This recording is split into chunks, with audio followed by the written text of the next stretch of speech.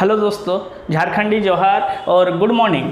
मैं आप लोगों का दोस्त लोकेश झारखंड प्रतियोगिता परीक्षा और सेंट्रल प्रतियोगिता परीक्षा को देखते हुए मैं आप लोगों को अभी हिस्ट्री का ऐसा ट्रिक बताऊंगा जिससे आपको हिस्ट्री का डेट याद करने का सही तरीका आपको कहीं रखना नहीं पड़े।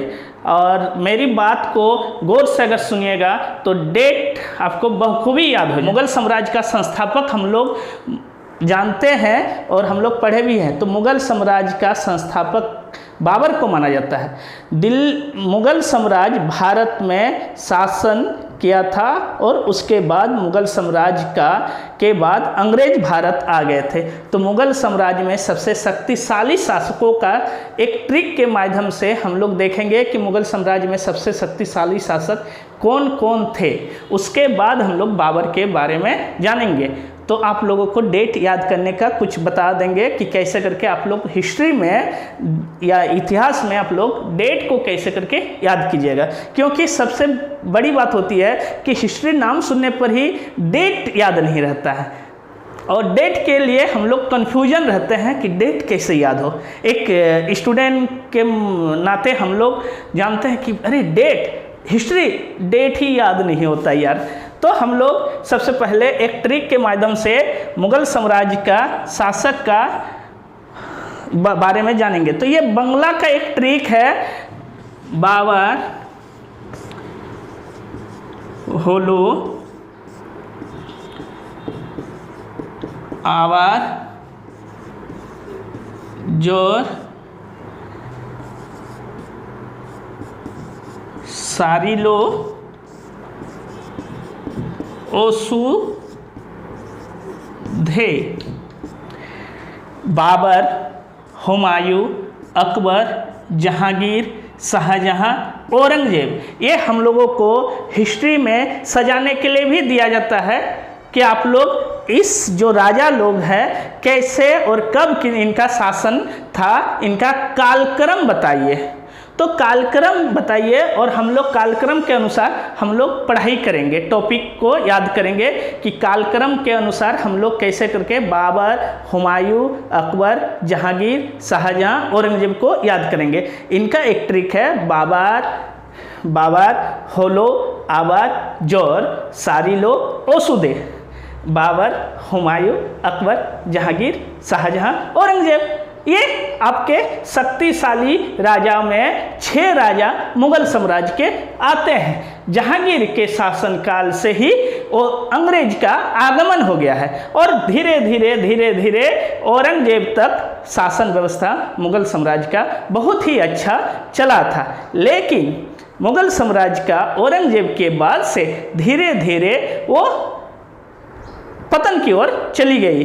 सिर्फ अंग्रेज ही शासन व्यवस्था चलाने लगे। इनका हम लोग विस्तृत रूप से क्लास में पढ़ेंगे। अभी हम लोग देखेंगे कि कैसे करके बाबर का जन्म कब हुआ, बाबर का क्या क्या कहानी है, समझ गए। तो हम लोग आते हैं, सबसे पहले बाबर के बारे में जानते हैं।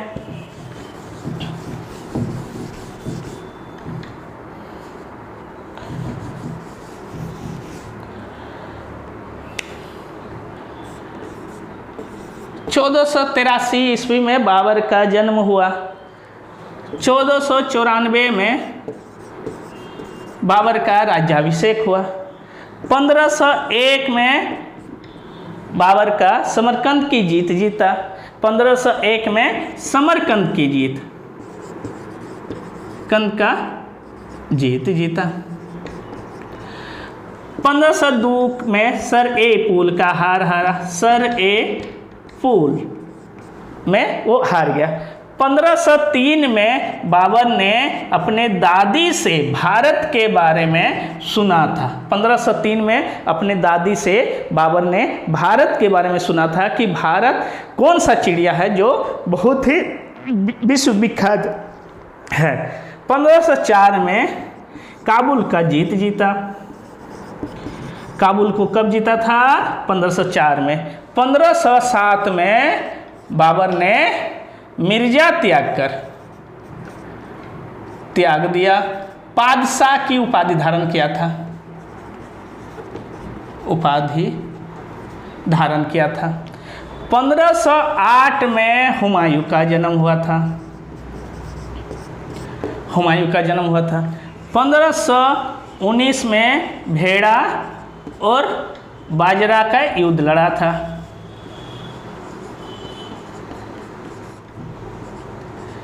युद्ध लड़ा था। 1526,